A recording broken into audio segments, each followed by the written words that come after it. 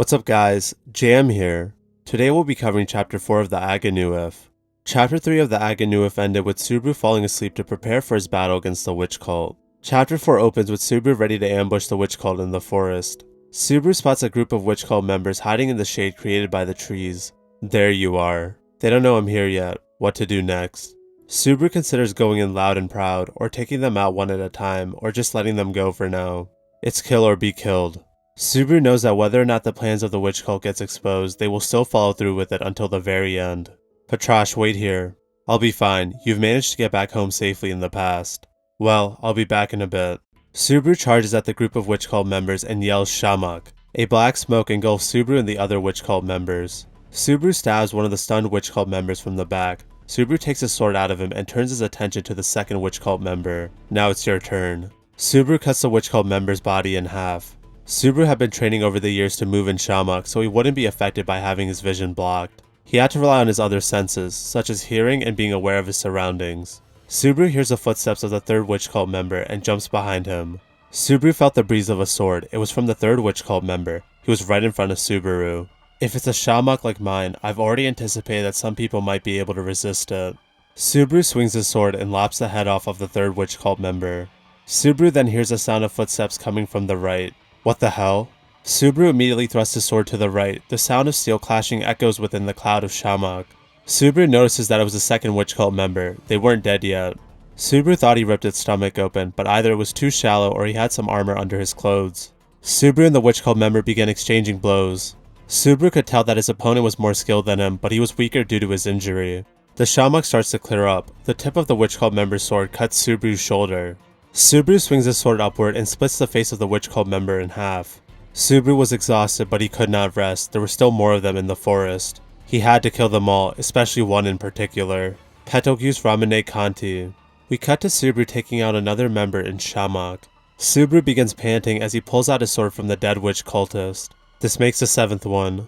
Subaru's body was reaching its limit. It had been slashed several times and was dyed with blood. But Subaru could not rest. There were still witch cult members that could not be allowed to live. Subaru felt that something was calling him. The black fog begins to clear as Subaru begins surveying his surroundings. Subaru notices several black hands flying towards him. What the hell is that? Subaru quickly jumped back and dodges the attack. The ground that he had been standing on was struck by countless fists of the black hands. Subaru gulps as this was not an illusion, but a real attack. Subaru looks up and is speechless. Oh?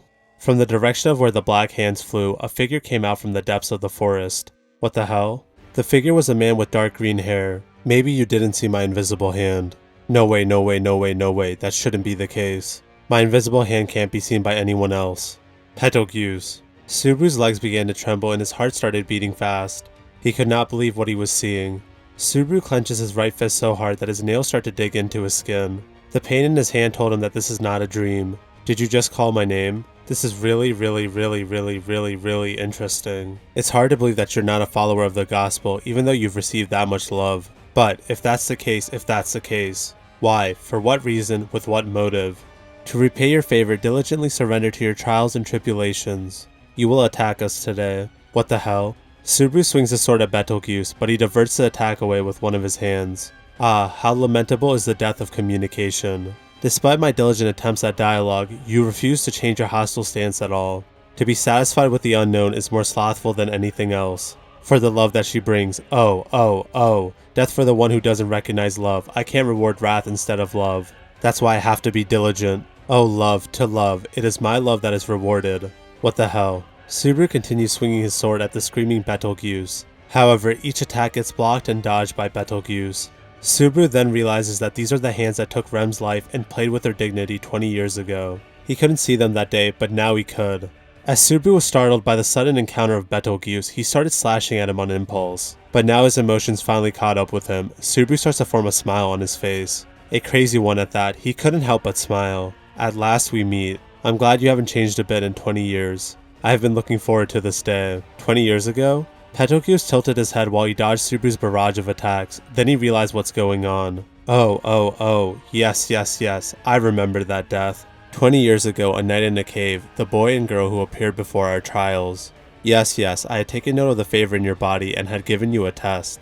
You were nothing but a foolish, miserable, pathetic, lowly dwarf who pretended to be mad. the sinful you that day who killed the girl who thinks about you in good health. You've been through so many trials and tribulations, and now you're going to appear before me once again. Oh, what love. This is love, the work of love, the miracle of love. My brain trembles. Subaru screams and swings his sword once more. This time, his sword caught Betelgeuse in the throat. Is this the extent of your death? Or so Subaru thought as one of the invisible hands breaks his sword's blade in the middle. Then another fist comes flying in and hits Subaru. One of the hands grabs Subaru's leg and begins slamming him into the ground repeatedly.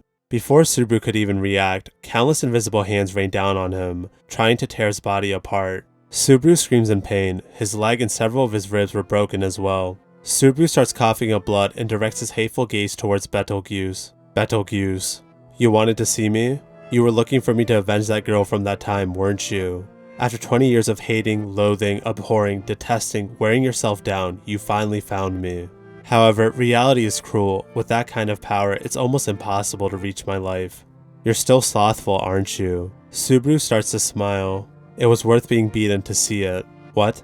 Your habit of making petty jokes hasn't changed in 20 years, has it? Subaru held up his prosthetic hand up to Betelgeuse, who was right under his nose. He plunges his right hand, which was still gripping his sword hilt, into the gap between the prosthetic hand to release the safety. Instantly, the prosthetic hand bent from the wrist, and the resistance popped out with a roaring explosion. What the? Blood begins to start pouring out of Betelgeuse. A large blade which was implanted into his prosthetic hand pierced the heart of Betelgeuse. But this is the end. Subaru picks up his broken sword from the middle and beheads Betelgeuse. The head rolls onto the ground with blood trailing behind it. And that sums up chapter 4 of the Aganau If. Finally, we saw Subaru and Betelgeuse square off against one another. That was a pretty insane fight. I wish it was animated though. Even though this is the strongest version of Subaru we've seen so far, he was barely able to beat Betelgeuse. He almost died and was being thrown around like a rag doll. If it weren't for his hidden blade, he probably would have died. It also seems that Subaru has finally killed Betelgeuse, but does he know that Betelgeuse can possess bodies? We'll have to wait and see in the next chapter.